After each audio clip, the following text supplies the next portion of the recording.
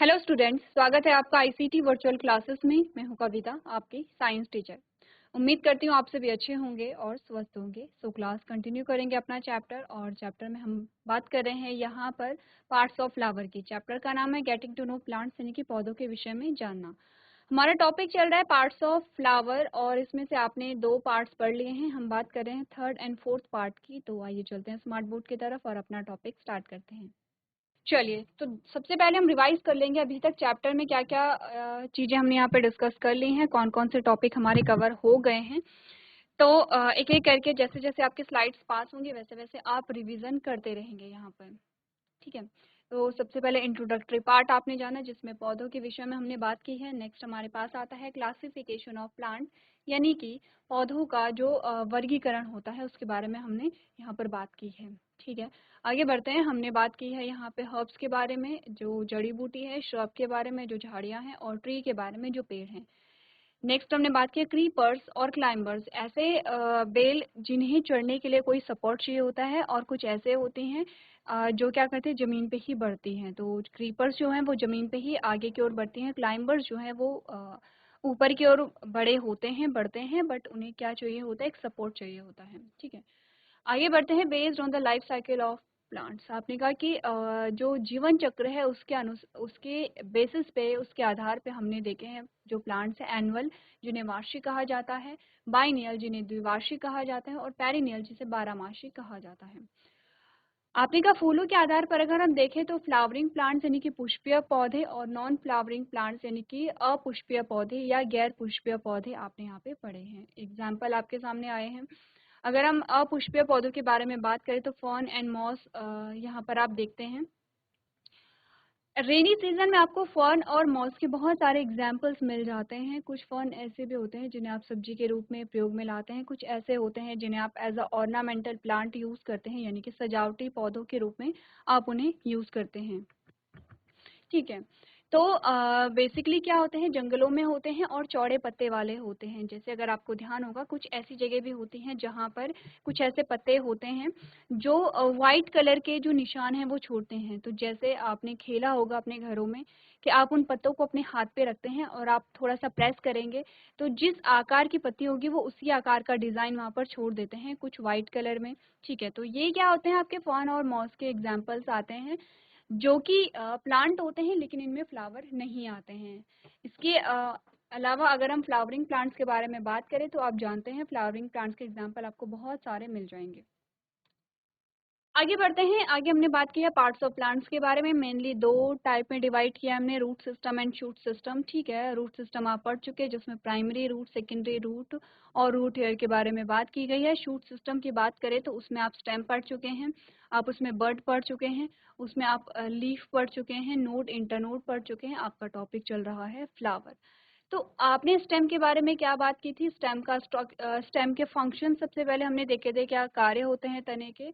और नेक्स्ट हमने बात की थी यहाँ पे डिफरेंट टाइप्स ऑफ स्टेम, यानी कि तने के अलग अलग प्रकार के बारे में हमने डिस्कस किया था।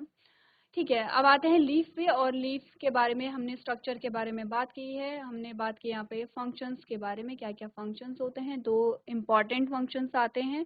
पहला है ट्रांसपिरेशन, जिसे वाष्पोत्सर्जन कहते हैं, और दूसरा है फोटोसिंथेसिस, जिसे प्रकाश संश्लेषण यहाँ पे कहते हैं। वर्ड्स आपने पढ़ ली हैं। आते हैं अपने टॉपिक पे, फ्लावर, जो कि आपका ये डायग्राम है। अब प्रीवियस लेक्चर में आपने डायग्राम बनाया था और आपने सारे पार्ट्स यहाँ पर देखे थे, और आपने बात की थी सेपल्स और पेटल्स के बारे में। तो सेपल्स और पेटल्स, जिसे बाह्यदल और दल कहा जाता है, आपने कहा अगर हम सेपल्स या बाह्यदल, दोनों एक ही नाम है। अगर हम इसके बारे में बात करें तो हमने कहा कि फूल की सबसे बाहरी एक पत्ती की परत होती है, जो छोटी छोटी पत्तियां होती हैं, हरे रंग की यहाँ पर होती हैं। मोस्टली आपको इन फूलों में देखने को मिलती हैं। ठीक है, इनका काम क्या होता है, सपोर्ट प्रोवाइड करना। ठीक है, क्या करना यहाँ पे, सुरक्षा प्रदान करना। दूसरा हमने कहा पेटल्स या पंखुड़ियाँ जिन्हें हम कहते हैं, या दल भी इन्हें हम कहते हैं। तो जो कलरफुल है, जैसे आपने कहा कि जो फूल है, जो फ्लावर है, वो लाल रंग का है, या वो पीले रंग का है, या वो नीले रंग का है। आपने कहा ये रंग आप कैसे बताते हैं, तो कुछ कलरफुल जो पार्ट्स आपको दिखाई देते हैं उन्हें आप क्या कहते हैं, पंखुड़ियाँ कहते हैं। फूलों की, या उन्हें पेटल्स कहते हैं, या उन्हें दल कहते हैं। ठीक है, तो ये रंगीन भाग है। ठीक है, एक रंगीन लेयर है पत्तियों की, और जिनका काम क्या होता है, कीटों को आकर्षित करना, पक्षियों को आकर्षित करना, किसके लिए, परागण के लिए। ठीक है, हमने प्रीवियस लेक्चर में भी बात की थी कि परागण की बात हम नेक्स्ट जो हमारा टॉपिक आएगा उसमें करेंगे। अब आते हैं स्टेमन पे, जो थर्ड पार्ट यहाँ पर आता है फ्लावर का। ठीक है, इसमें हमने बात की है जो स्टेमन है वो फ्लावर का, फूल का क्या है, यहाँ पे नर भाग है। यही आपको बताया गया है कि ये जो यहाँ पे स्टेमन आता है ये फूल का क्या है, आपने कहा मेल पार्ट है यानी कि नर भाग है। ये आकार में लंबे धागे जैसा होता है और अंत में एक सूजा हुआ भाग होता है। ये सभी, ये जो पुंकेसर होते हैं या स्टेमन होते हैं वो अलग अलग फूलों में अलग अलग आकार और अलग अलग संख्याओं के हो सकते हैं। ठीक है, जीआईसी खेती, आपको आवाज आ रही है तो हैंड रेज कीजिए। जीआईसी खेती, आपको आवाज आ रही है तो हैंड रेज कीजिए, अपना हाथ खड़ा करना है। जीआईसी खेती, आपको आवाज आ रही है तो हाथ खड़ा करना है। जीआईसी बंतोली, आपको आवाज आ रही है। जीआईसी बंतोली, आपको आवाज आ रही है तो हैंड रेज कीजिए अपना। चलिए आगे बढ़ते हैं, और आगे हमने बात की है यहाँ पर, आपने कहा कि जो स्टेमन या पुंकेसर होते हैं जो कि किसी फूल का नर भाग है, ये अलग अलग फूलों में अलग अलग संख्या इनकी होती है। किसी में 2 हो सकते हैं, 4 हो सकते हैं, 5 हो सकते हैं, तो अलग अलग नंबर इनका होता है। और इनका जो आकार है, इनका जो स्ट्रक्चर है वो भी क्या होता है, अलग अलग, यानी कि इनका जो साइज है वो यहाँ पे क्या हो सकता है, अलग हो सकता है। ठीक है, जीआईसी खेती, आपको आवाज आ रही है।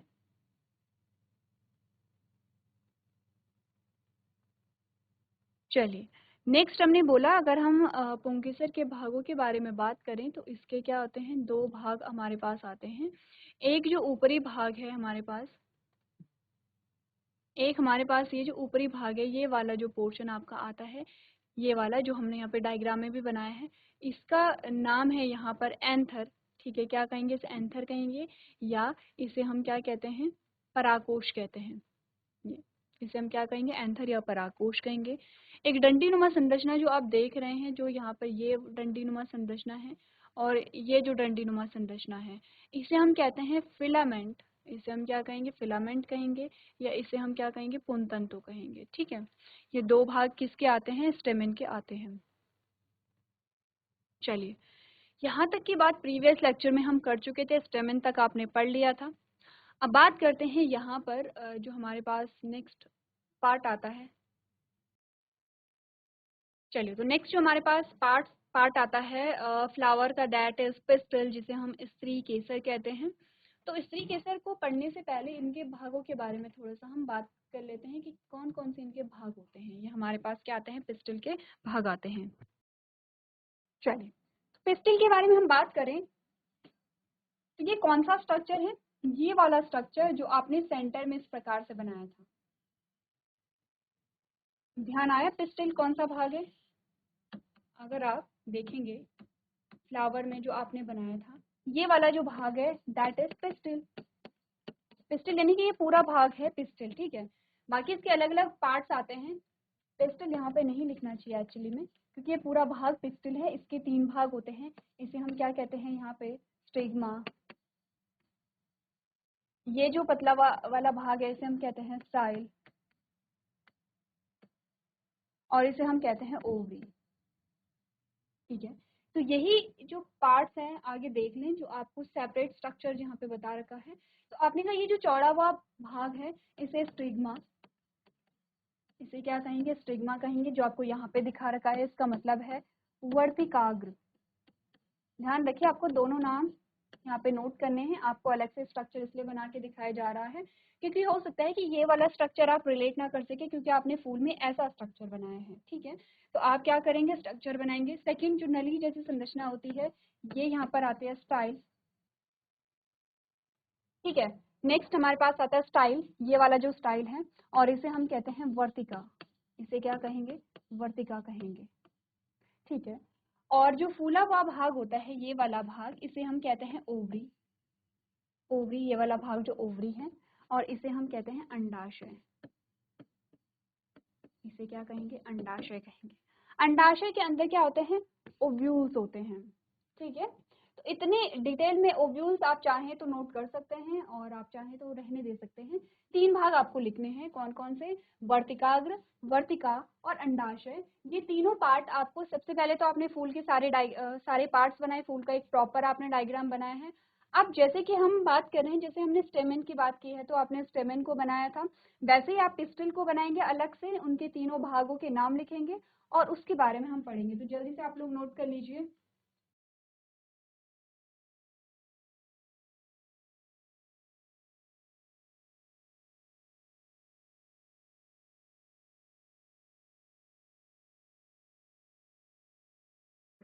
चलिए, आपने नोट कर लिया होगा। अब हम पढ़ लेते हैं यहाँ पर पिस्टिल के बारे में और पिस्टिल के अलग अलग जो पार्ट्स आपके पास आते हैं उसके बारे में। ठीक है, तो पिस्टिल के बारे में आपको जो बता रखा है, सबसे पहले तो पिस्टिल क्या है? फ्लावर का फीमेल पार्ट है। तो सबसे पहले लाइन यही है, it is the female part of the flower. तो आपको ये समझ आया कि जो मेल पार्ट है फ्लावर का वो स्टेमेन है और फीमेल जो पार्ट है वो क्या है? यहाँ पे पिस्टिल है। तो आपने कहा जो पिस्टिल है वो फूल का, या जो स्त्री केसर है, पिस्टिल का क्या लिखेंगे? स्त्री केसर लिखेंगे। तो आपने कहा जो स्त्री केसर है वो फूल का क्या है? मादा भाग है, यानी कि फीमेल पार्ट है। ठीक है, नेक्स्ट आपको बता रखा है, they are usually present in the middle of the flower. तो आमतौर पर ये क्या होता है? फूल के मध्य में पाए जाते हैं, यानी कि ये क्या है? मिडल पार्ट है, सेंटर वाला पार्ट है, बीच वाला जो पार्ट हमारे पास आता है वो पार्ट है। It consist of 3 parts. क्या बताया गया है आपको? It consists of 3 parts, namely stigma, style and ovary. It is attached to the plant by the pedicels. तो आपने कहा कि यहाँ पर जो फूल है, जो पिस्टिल है या जो स्त्री केसर है, वो फूल का मादा भाग है। वे आमतौर पर फूल के बीच में मौजूद होते हैं, यानी कि फूल का सेंटर पार्ट जो है, मध्य भाग जो है वो क्या है? यहाँ पे स्त्री केसर है। ठीक है, इसके क्या होते हैं? 3 भाग होते हैं, कलंक है।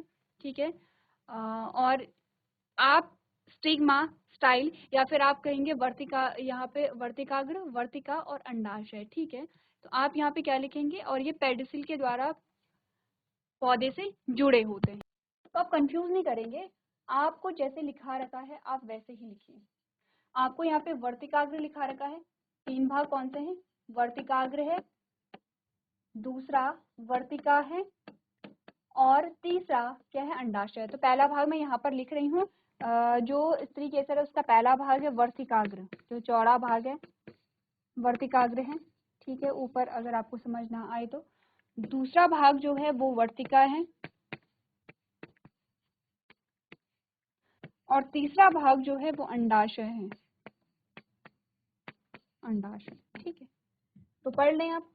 हमने कहा the sticky part at the top end of the pistil that receive the pollen grain is stigma. आपने कहा स्त्री केसर जो है उसके ऊपरी सिरे पर जो चिपचिपा भाग होता है, जो पराग कणों को ग्रहण करता है, उसे वर्तिकाग्र कहते हैं। तो पराग कणों को ये ग्रहण करेगा। तो पराग कण कहाँ पड़े थे आपने? आपको याद है, हमने बोला था एंथर में कुछ कण होते हैं, छोटे छोटे दाने जैसे होते हैं, जिन्हें हमने क्या बोला था? पराग कण कहा था। ये परागकण यहाँ से उड़ करके कहाँ जाएंगे? जो हमारी स्टिग्मा होती है पिस्टिल की, वहां पर जाते हैं। ठीक है, तो पिस्टिल की जो वर्तिकाग्र है उसका काम क्या है? परागकणों को ग्रहण करना। ठीक है, एक एक पॉइंट नोट करते रहेंगे। It is connected to a long tube called style which carries the pollen grain to the ovary. आपने कहा अब एक स्टाइल या फिर वर्तिका नामक एक लंबी पतली ट्यूब होती है जो पराग कणों को अंडाशय तक लेके जाती है। तो एक्चुअली में हम अगर बात करें, ये जो स्टाइल या वर्तिका आती है इसका काम क्या है? क्योंकि ये पराग कणों को क्या करेगा? ग्रहण करेगी। कौन? स्टिग्मा या वर्तिकाग्र। अब ये स्टाइल या वर्तिका का काम है कि इसे कहाँ लेकर के जाना? अंडाशय में लेकर के जाना। किसको? पराग कणों को अंडाशय में लेकर के जाना। ठीक है, तो पढ़ ले। नेक्स्ट हमने कहा the ovary is a swollen part at the end of the pistol that contains the ovules और द डेवलपिंग सीड। आपने कहा अंडाशय जो है वो स्त्री केसर के अंत में एक सूजा हुआ भाग होता है जिसमें बीजांड या विकासशील बीज होते हैं। तो एक्चुअली में जो बीज बनेंगे, जो आप देखते हैं कि बीज बनते हैं, वो कहाँ बनते हैं? जो अंडाशय होता है वहां पर बीज बनते हैं। ठीक है, क्लियर है? तो चलिए पिस्टिल के बारे में आप लोग एक बार पढ़ लेंगे, उसके बाद हम बात करेंगे थोड़ा सा परागण के बारे में।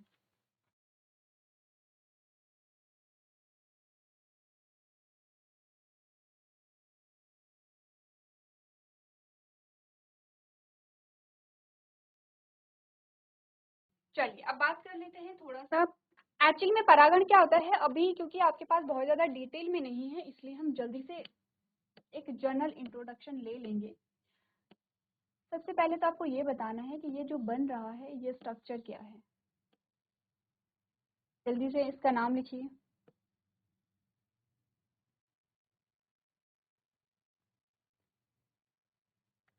इन दोनों स्ट्रक्चर का नाम लिखिए। क्या है? पहला जो स्ट्रक्चर है वो स्टेमेन है और दूसरा जो स्ट्रक्चर है वो पिस्टिल है। इतना तो हमें समझ में आता है। स्टेमेन का मतलब होता है पुंकेसर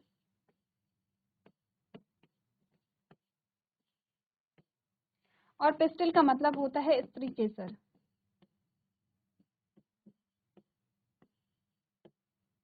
ठीक है, स्त्री केसर। अब हमने कहा कि पुंकेसर के दो भाग होते हैं, इसको हमने एंथर बोला है या पराग कोश बोला है। अब आप सोचेंगे ये तो हमने कर लिया है, लेकिन आपका रिवीजन भी हो जाएगा और आपको ये जानना ज़रूरी है कि यहाँ पर पार्ट्स के नाम क्या हैं। हमने बोला पराग कोश के अंदर छोटे छोटे जो दाने हैं वो रहते हैं, छोटे छोटे आपने कहा ग्रेन या छोटे छोटे कण जो रहते हैं, इनका नाम है पॉलन ग्रेन। पॉलन ग्रेन इनका नाम है या इनका नाम है पराग कण। परागकण। ठीक है। अब होता क्या है, ये परागकण यहाँ से निकल करके कहाँ चले जाते हैं? स्टिग्मा में चले जाते हैं। ये वाला भाग कौन सा है? स्टिग्मा है, जिन्हें क्या कहते हैं? वर्तिकाग्र कहते हैं। ठीक है, इन्हें क्या कहते हैं? वर्तिकाग्र कहते हैं। तो आपने कहा कि जो परागकण है वो परागकोश से वर्तिकाग्र में जो जाते हैं, तो ये जो परागकण के परागकोश से वर्तिकाग्र में जाने की प्रक्रिया है, इसको हम क्या कहते हैं? परागण या पॉलिनेशन। अब कंफ्यूज नहीं करेंगे, परागकण अलग है और परागण अलग है। एक को हमने लिखा है परागकण जो कि क्या है? पॉलिन ग्रेन है, और एक है जो प्रक्रिया है वो है परागण या पॉलिनेशन। तो आपने का जो परागकण है वो कहाँ जाते हैं? वो एंथर से स्टिग्मा में जाने की जो प्रक्रिया है इसे हम क्या कहते हैं? परागण कहते हैं। परागण किसके द्वारा होता है? तो आपने कहा परागण होता है कीटों के द्वारा। जब हमने बोला था कि पेटल्स जो है यहाँ पे, जो आपने कहा था कि जो रंगीन पंखुड़ियां हैं वो कीटों को आकर्षित करती हैं कि वो फूलों पे क्या करें? फूलों पे बैठें। और जब वो फूलों पे बैठती हैं, जब कीट फूलों पे बैठते हैं तो उन पे क्या चिपक जाते हैं? यहाँ पे पराग कण जो है वो चिपक जाते हैं। अब कीट उड़ करके किसी दूसरे फूल पे बैठेगा और तब क्या होगा? जो पराग कण है वो दूसरे फूल की स्टिग्मा पे क्या हो जाते हैं? झड़ जाते हैं या ट्रांसफर हो जाते हैं। तो आपने कहा कि एक्चुअली में हम कीटों के द्वारा क्या कराना चाहते थे? परागण की प्रक्रिया या पॉलिनेशन की प्रक्रिया कराना चाहते थे। इसीलिए जो फूल हैं, जो फूल की पंखुड़ियां हैं, जो पेटल्स हैं, वो कैसी हैं? कलरफुल यहाँ पर आती हैं। ठीक है। तो सिर्फ कीटों के द्वारा होता है? हमने कहा नहीं, कीटों के द्वारा होता है और हवा के द्वारा भी होता है। क्या होता है? हवा के द्वारा। हवा भी क्या करती है? परागकणों को उड़ा करके लेके जाती है। जो जलीय पौधे होते हैं उनमें पानी के द्वारा होता है। ठीक है। कुछ पक्षी होते हैं उनके द्वारा भी होगा। पक्षी भी सेम क्या करेंगे? फूलों पे आते हैं, फूल में नेक्टर जो होता है उसे क्या करते हैं? उसे खाने आते हैं और उनपे सेम क्या है? जो परागकण है वो चिपक जाएंगे। जब वो किसी दूसरे फूल में जाते हैं तो परागकण ट्रांसफर हो जाते हैं। इस प्रक्रिया को हम क्या कहते हैं? पॉलिनेशन या परागण कहते हैं। तो आपने क्या पढ़ा था? आपने पढ़ा था जो पेटल्स हैं या जो पंखुड़ियां हैं या जो दल हैं वो अट्रैक्टिव होती हैं, वो कलरफुल होती हैं, रंगीन होती हैं, जिससे कि परागकण जो हैं वो क्या हो? एक भाग से दूसरे भाग में जाएं। अब हमने कहा ठीक है, ये तो हमें समझ आ गया है कि यहाँ पर पंखुड़ियां अट्रैक्ट करती हैं कीटों को और वो परागण की प्रक्रिया करते हैं, और स्टिग्मा यानी कि वर्तिकाग्र का काम भी हमें समझ में आ गया है कि वो क्या करेंगे? परागकणों को रिसीव करेंगे। लेकिन ये परागकण आ क्यों रहे हैं? ये पॉलिनेशन की प्रक्रिया हो क्यों रही है? क्या होता है जब पॉलिनेशन की प्रक्रिया हो गई? तो हमने कहा यहाँ पर जो अंडाशय है ये क्या है? ओवरी है, जिसे हम क्या कह रहे हैं? अंडाशय कह रहे हैं।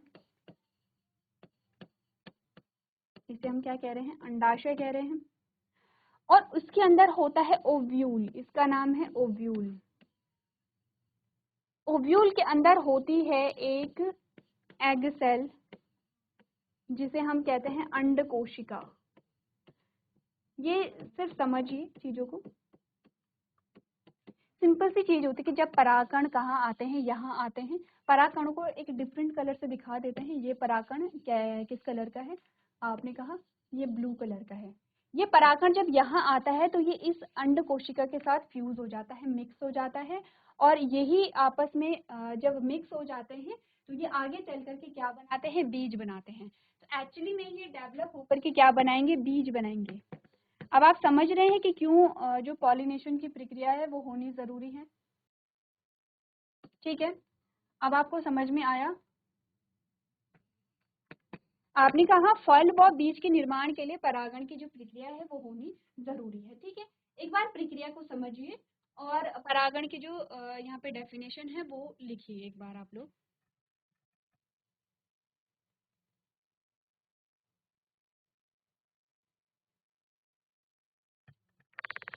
चलिए, तो आपके लिए होमवर्क भी है, आप होमवर्क थोड़ा सा नोट कर लेंगे। आपके लिए क्वेश्चन है, what is pollination, what is pollination, यानी कि परागण क्या है। आपको क्या लिखनी है, सिंपल सी परिभाषा लिखनी है, डेफिनेशन लिखनी है आपको कि परागण क्या है। ये आपके लिए क्या है, होमवर्क में है, ये आपका क्या है, होमवर्क है। नेक्स्ट लेक्चर में सबसे पहले इस क्वेश्चन का आंसर आपसे पूछा जाएगा कि परागण क्या है। ठीक है, इसके अलावा और भी चीजें हैं, जैसे कि परागण में कौन कौन से भाग जो हैं वो शामिल होते हैं फूल के, ये भी आपको देख करके एक बार लेकर के आना है। तो इसी के साथ आपके जो पार्ट्स ऑफ फ्लावर हैं या जो फ्लावर है वो भी आपने पढ़ लिया है। तो फूलों के जो भाग हैं वो आपने पढ़ लिए हैं। इसके अलावा फ्रूट आता है, फ्रूट को जब हम क्वेश्चन आंसर्स करेंगे तो फ्रूट को वहाँ पे कवर कर लेंगे। तो आपने कहा कि आपने फ्लावर तक के जो पार्ट्स हैं वो पढ़ लिए हैं। इसके बाद हमारे पास एक पार्ट रह जाता है जिसमें जो जड़ है और पत्ती है उसमें एक रिलेशनशिप हम देखेंगे कि जड़ और पत्ती में क्या रिलेशन होता है। इस प्रकार से जड़ के प्रकार आप जब आप पढ़ेंगे, उसी के साथ साथ आप क्या देखेंगे, पत्ती और जड़ में एक प्रकार का क्या होता है, संबंध होता है, उसके बारे में हम डिस्कस करेंगे। तो चलिए, सबसे पहले आप इस डायग्राम को यहाँ पर समझिए, इसे नोट कीजिए। चलिए, तो हमने यहाँ पे बात की है पार्ट्स ऑफ फ्लावर के बारे में, जिसमें आपने सारे जो पार्ट्स हैं वो यहाँ पे डिस्कस कर लिए हैं। आपको जो होमवर्क में क्वेश्चन दिया गया है जिसमें आपसे पूछा गया है कि परागण क्या होता है, यानी कि व्हाट इज पॉलिनेशन, आप इसका आंसर करके लेकर के आएंगे। तो आज के सेशन में हम इतना ही करेंगे। अभी तक क्लास में बने रहने के लिए आपका धन्यवाद।